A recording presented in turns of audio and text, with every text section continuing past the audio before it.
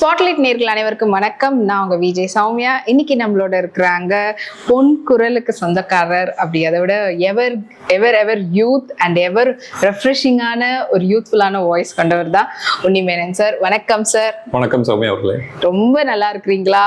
And உங்களுடைய பாடல்கள் கேட்டு நாங்க தினசரி நாங்களே வந்து புதுப்பிச்சுக்கிட்டே இருக்கிறோம். ஸோ உங்களுக்கு எப்படி போயிட்டு இருக்கு? இந்த 2025 எப்படி இருக்குது? 2025 has started. ஃபர்ஸ்ட் அன்னைக்கு ஒரு பெரிய ப்ரோக்ராம் ஒன்று பண்ணேன். 5th அன்னைக்கு ஒரு பெரிய ப்ரோக்ராம் ஒன்று பண்ணேன். Started very well. Okay. நல்லா ஆரம்பிச்சிருக்கு. Let's see. எஸ், டெஃபினெட்லி அது இன்னும் உங்களுக்கு வந்து சூப்பராக தான் போகும், அதுல டவுட்டே கிடையாது.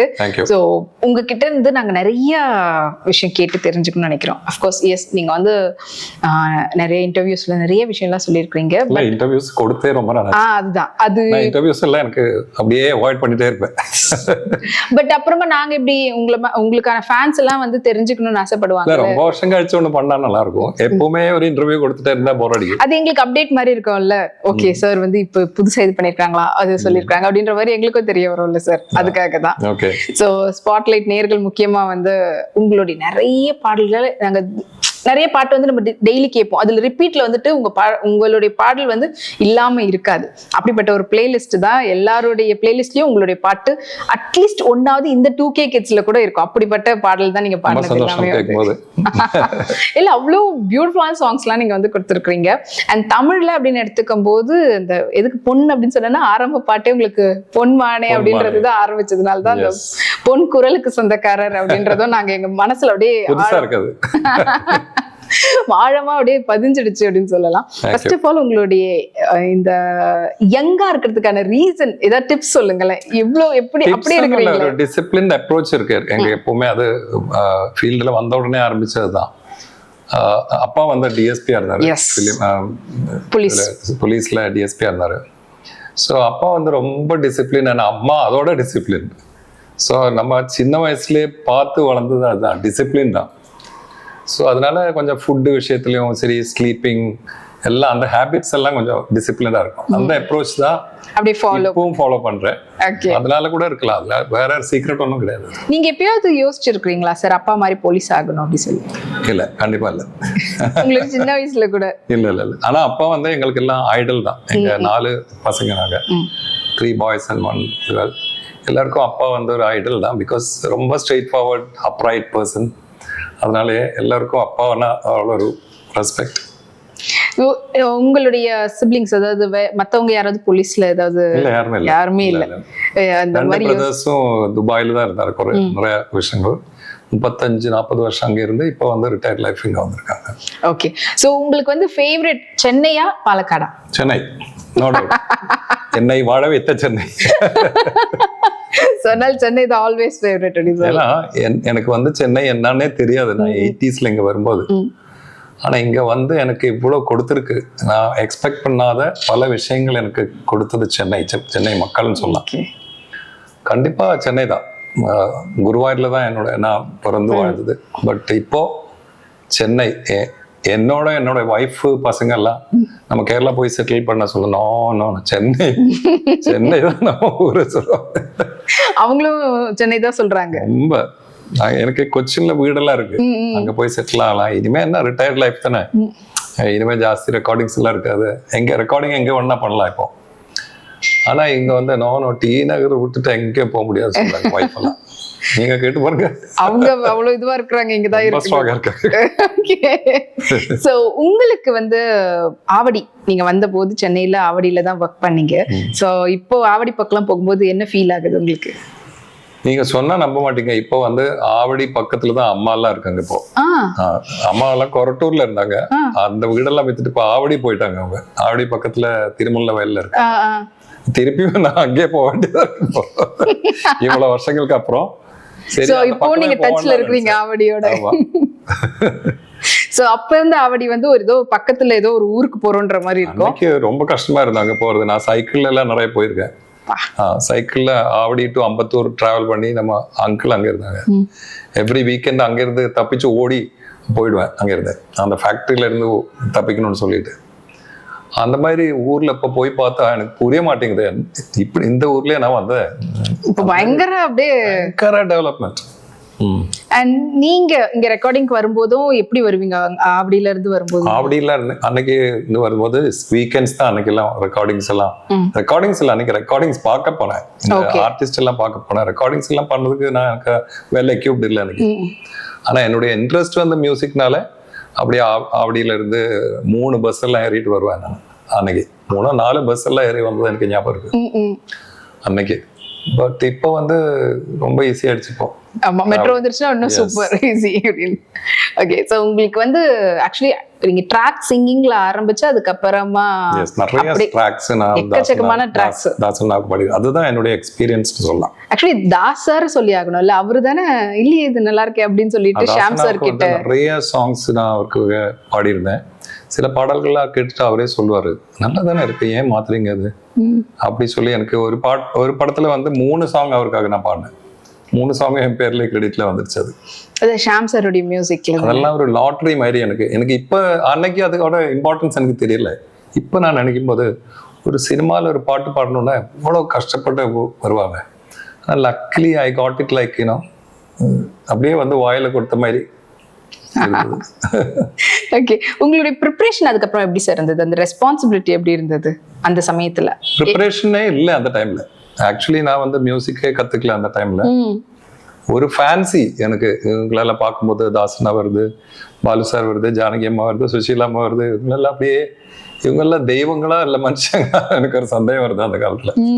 ஏன்னா அவ்வளோ அழகா பாடக்கூடிய சிங்கர்ஸ் அவங்கெல்லாம். அவங்களெல்லாம் சின்ன வயசுல அவங்க வாய்ஸ் கேட்டுட்டு அவங்க நேர்ல பார்க்கும்போது இவங்கெல்லாம் ஹியூமன் பீயிங்ஸா இல்லை வேற ஏதாவது எனக்கு ஒரு சந்தேகம் இருந்தது. அந்த மாதிரி ஒரு இது. ஸோ அந்த ஒரு வாடியோ கால் ஒரு ட்ரீம் மாதிரி தான் இருந்தது அன்னைக்கு காலத்துல. அப்ப நான் ஃபிலிம்ல பாடணும்னு எனக்கு மனசுல கூட ஆசை இல்லை அந்த டைம்ல. சும்மா அவங்கள ரெக்கார்டிங்ஸ் பார்க்கணும் அவ்வளவுதான் ஆசை இருந்தது. பட் அதையெல்லாம் மீறி அவங்க கூட பாடக்கூடிய ஆப்பர்ச்சுனிட்டிஸ் எனக்கு வந்தது. அதெல்லாம் பெரிய ஒரு பாக்கியமா நினைக்கிறேன். ஓகே, அந்த ஒரு மொமெண்ட் எப்படி வந்தது உங்களுக்கு? அதான் நான் சொல்லிட்டு இருந்தேன். முதல்ல ரெக்கார்டிங் ஸ்டுடியோ போறதுக்கு ரொம்ப கஷ்டப்பட்டேன். ஒவ்வொரு ஸ்டுடியோல போகும்போது வாட்ச்மேன் வந்து உள்ள விட மாட்டாங்க, நடந்து தானே போறோம், பஸ்ல வந்து இறங்கி. ஃபைனலி நிறைய பேர்கிட்ட கேட்டேன் எப்படி உள்ள நுழையிறதுன்னு. அப்போதான் சொன்னாங்க அவங்க கொஞ்சம் பிரைப் பண்ணிட்டு உள்ள போகலாம். அன்னைக்கு 2 ரூபாயெல்லாம் கொடுத்தா உள்ள போகலாம். இப்போ 2 ரூபா கொடுத்தா ஓட்டுவாங்க. நிறைய ஸ்டுடியோஸ்ல நான் போயிட்டு 2 ரூபா கொடுத்துட்டு உள்ள ஏறி இருக்கேன். அப்படிதான் போய் ரெக்கார்டிங்ஸ் எல்லாம் பார்த்தது, நிறைய மியூசிஷியன்ஸை பார்த்தது. மியூசிஷியன்ஸ்ல வந்து ஒரு வயலினிஸ்ட் குஞ்சுண்ணி இருந்தாங்க, அவரு யேசுதாஸோட செக்ரட்டரி கூட. அன்னைக்கு அவரு தான் எனக்கு சிதம்பரம் ஒரு மியூசிக் டைரக்டர். அவரை இன்ட்ரோடியூஸ் பண்ணி விதின் 10-15 days அவரே என்கிட்ட சொன்னாரு, நீ நல்லா தான் பாடுறீ, நீ கொஞ்சம் ரெக்கார்டிங் ஸ்டுடியோல வா சொன்ன. நான் சொன்னேன், ரெக்கார்டிங் ஸ்டுடியோ வந்து பாடக்கூடிய ஒரு திறமை இல்லை இப்போ எனக்கு இல்லை, நிறைய கத்துக்கணும் எனக்கு, நீ வா நான் கற்றுக் கொடுக்குறேன்னு சொன்னார். அப்போ அவர் ஸ்டுடியோவில் போயிட்டு எனக்கு பாட்டு சொல்லி கொடுத்தாங்க. ரெக்கார்ட் பண்ணி ஸ்டுடியோவில் ஸ்பீக்கரில் கேட்டால் எனக்கு பரவாயில்லையே, இது யாரும் குறை சொல்ல மாட்டாங்க, அந்த மாதிரி ஒரு வாய்ஸ் இருக்கு. உங்களுடைய ஃபர்ஸ்ட் அந்த ரெக்கார்ட் பண்ணி அந்த வாய்ஸ் கேட்கும்போது எப்படி இருந்தது? அதான் நான் சொல்ல, சாரதா ஸ்டுடியோன்னு ஒன்று இருந்தது அன்னைக்கு. இப்போ அங்கே எல்லாம் அப்பார்ட்மெண்ட்ஸ் வந்துச்சு. ஓகே, அதில் கேட்டபோது பரவாயில்லையே, இது கொஞ்சம் நல்லா தானே இருக்கு. ஃபர்ஸ்ட் ரெக்கார்டிங் அந்த தமிழ் அமுதும் தேனும் படம். அப்போ நான் ஃப்ரெஷ் தான். அப்போ சென்னையில் வந்து அப்போ ஒரு ஹார்ட்லி 1.5 years தான் ஆகுது. அப்போ 81. அப்போ ஸ்பீக்கரில் என்னுடைய வாய்ஸ் கேட்ட உடனே எனக்கு கொஞ்சம் பரவாயில்ல, இது நல்லா தான் இருக்கு, தமிழும் உச்சரிப்பு நல்லா இருக்கு, எல்லாரும் சொல்ல எனக்கு கான்ஃபிடென்ஸ் வந்துருச்சு. அந்த ரெக்கார்டிங் வந்து அன்னைக்கு ஒரு டாக் ஆயிடுச்சு. நிறைய பேர் ரெக்கார்டிங் கூப்பிட ஆரம்பிச்சிட்டாங்க. ஷியாம் சார்னு ஒரு மியூசிக் டைரக்டர் இருந்தார், அவர் பிஸி மியூசிக் டைரக்டர்.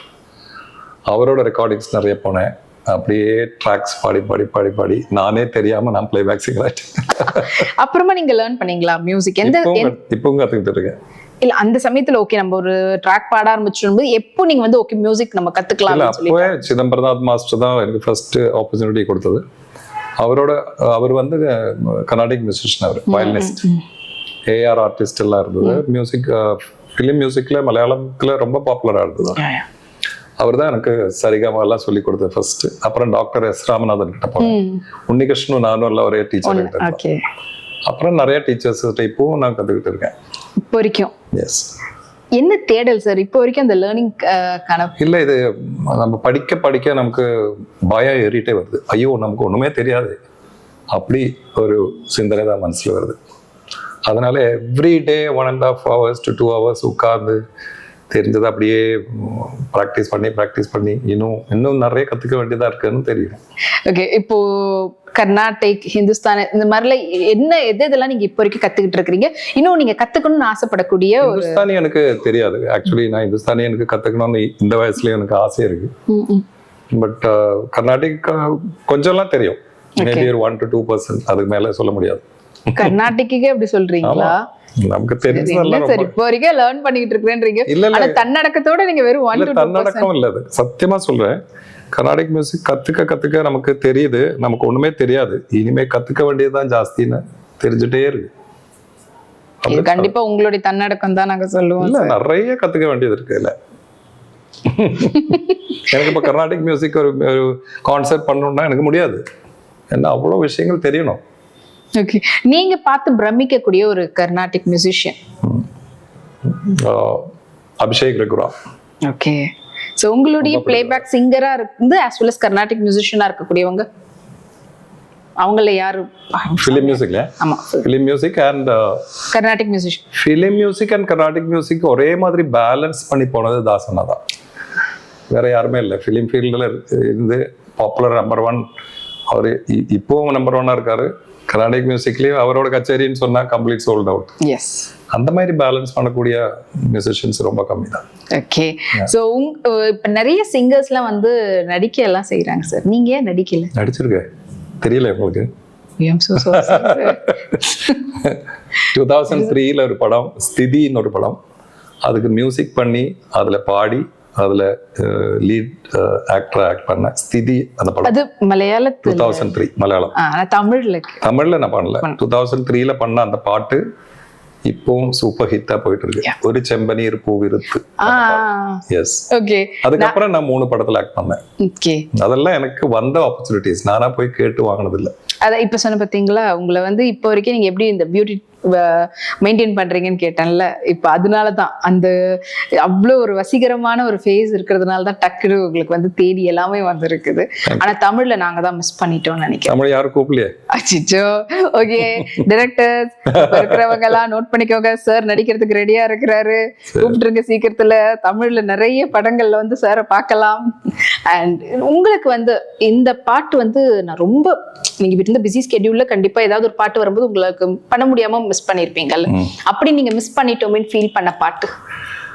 மிஸ் பண்ண பாடல்கள் நிறைய இருக்கு. இன்ஃபேக்ட் ரஹ்மான் வந்து லாஸ்ட் இயர் கூப்பிட்ட போது எனக்கு ரெக்கார்டிங் போக முடியல. அது ஏதோ ஒரு பெரிய ஹிட்டா இருக்கலாம். எந்த பாட்டுன்னு எனக்கு தெரியாது. லாஸ்ட் இயர் 2024ல நான் சொல்றேன். அது நான் எங்கேயோ ஃபாரின் டூர் அயர்லாந்து எங்கேயோ போன போது கூப்பிட்டாரு. அப்போ நான் 1 வீக்காகவும் வர்றதுக்குன்னு சொன்னதுக்கு அவங்க வெயிட் பண்ண முடியாதுன்னு சொல்லிட்டு, ப்ரீவியஸ் அன்னைக்கெல்லாம் 90sல வந்து அவரு நிறைய வாட்டி எனக்காக வெயிட் பண்ணிட்டு இருந்தாரு. 1 வாரம் ஆகும், 10 நாள் ஆகும் சொன்ன உடனே வெயிட் பண்ணிட்டு பாட வச்சிருந்தாரு. இப்போ வந்து thousands of singers இருக்கு, நிறைய வெரைட்டிஸ் ஆஃப் சிங்கர்ஸ் இருக்குல்ல. So they won't wait for us. Time இல்லை யாருக்குமே. மேபி அது அந்த டைம்ல முடிக்கணும்ன்ற காரணத்துல கூட இருக்கலாம். சோ அதனால உங்களுக்கும் ரஹ்மான் சாருக்கும் நிறைய பாண்ட், ஐ மீன் நிறைய சாங்ஸ் நீங்க அவருக்காக பாடிருக்கீங்க. மியூச்சுவல் ரெஸ்பெக்ட் இருக்கு. அது மட்டும் இல்லாமல் ஒரு புது வெள்ளை மழையில ஆரம்பிச்சு 26-27 songs I sang for him. அது வந்து எனக்கு கிடைத்த ஒரு பெரிய பாக்கியம் சொல்லலாம். அது மட்டும் இல்லாம நான் பாடின பாடல்கள் ஒவ்வொன்றும் எடுத்து பாருங்க, அதுல வரிகள் ரொம்ப அழகா இருக்கும். Yes, importance is for lyrics. ரொம்ப அழகான வரிகளா இருக்கும். கருத்தம்மாவா இருக்கட்டும், மின்சார கனவா இருக்கட்டும், எல்லாத்துலயுமே வந்து அவ்வளவு பியூட்டிஃபுல்லான ஒரு லிரிக்ஸ் இருக்கு. அது அப்படியே அமைஞ்சிருக்காது. அது ஒரு பெரிய லக்கு தான். ஆல்மோஸ்ட் நீங்க பாடின பாடல்கள் எல்லாத்துலயும் வந்து பாத்தீங்கன்னா அந்த வரிகள் ரொம்ப இம்பாக்ட் கொடுக்குற விதத்துல தான் இருந்திருக்குது. அது உங்களுக்கு தமிழ் லாங்குவேஜ் ரொம்ப பிடிக்கும். அதாவது நான் பேசும்போது கொஞ்சம் மலையாளம் மாதிரி எல்லாம் வரும் இருந்தாலும், பாடும்போது அந்த ஒரு சாயல் வராது, கரெக்டா இருக்கணும். ஆனா Tamil diction, Tamil original script பார்த்து தான் நான் பாடுறது, மலையாளத்துல எழுதி பாடல. ஓகே, அது நானா ஒரு பிராக்டிஸ் பண்ணி எடுத்த ஒரு விஷயம் அது. Okay, super. ஆனா நீங்க படிச்சது எல்லாமே வந்து மலையாளத்துல தான் படிச்சிருக்கேன். அப்புறமா எப்ப லேர்ன் பண்ணீங்க தமிழ்லாம்? தமிழ் ஃபிலிம் போஸ்டர்ஸ் பார்த்து தான் நான் படிச்சேன். அப்புறம் நியூஸ் பேப்பர்ஸ், தினத்தந்தி மாதிரி நியூஸ் பேப்பர்ஸ் இருக்குல்ல, அதை எங்கே கிடைச்சாலும் நான் வாங்கி வாசிக்கிறது இல்லை. ஏன்னா அந்த காலத்துல எல்லாம் பைசா இல்லை கையில, அப்போ வாங்கி வாசிக்கிறது இல்லை. ஆனா எங்கேயாவது தினத்தந்தி அது மாதிரி ஏதாவது கிடைச்சா ஃபுல்லா அப்படியே உட்காந்து ஒவ்வொரு வேர்டா பார்த்து அப்படியே படிச்சு அப்புறம் எழுத ஆரம்பிச்சிட்டேன். இப்போ நான் நல்லா எழுதுவேன், நல்லா படிப்பேன், தமிழ் பேசுவேன். பேசும்போது சின்ன மலையாளம் எல்லாம் வரும். அது வந்து என்ன சொல்ற, எங்கேயாவது ஒரு இடத்துல சின்ன டச் இருக்கதா செய்யும். அது ஓகே பரவாயில்ல. பட் ஆனா ஆல்மோஸ்ட் இப்போ வரைக்கும் கூட பாத்தீங்கன்னா ஒரு சில பேர் அவங்க எந்த லாங்குவேஜ், மலையாளம் சொல்ல வரல, வேற லாங்குவேஜ்ல இருந்து வரவங்க அந்த லாங்குவேஜ்ல தான் எழுதி பாடுறவங்களா இருப்பாங்க. பட் நீங்க ஃபர்ஸ்ட் சாங்ல இருந்த தமிழ் ஸ்கிரிப்ட் அப்படியே அவங்க கொடுக்குற ஸ்கிரிப்ட் அப்படியே வச்சுட்டு நான் படிப்பேன். அது எனக்கு ஒரு பெரிய அட்வான்டேஜ் ஆயிடுச்சு. எஸ். இந்த வீடியோ உங்களுக்கு பிடிச்சிருந்தா லைக் பண்ணுங்க, கமெண்ட் பண்ணுங்க, ஷேர் பண்ணுங்க, சப்ஸ்கிரைப் பண்ணுங்க.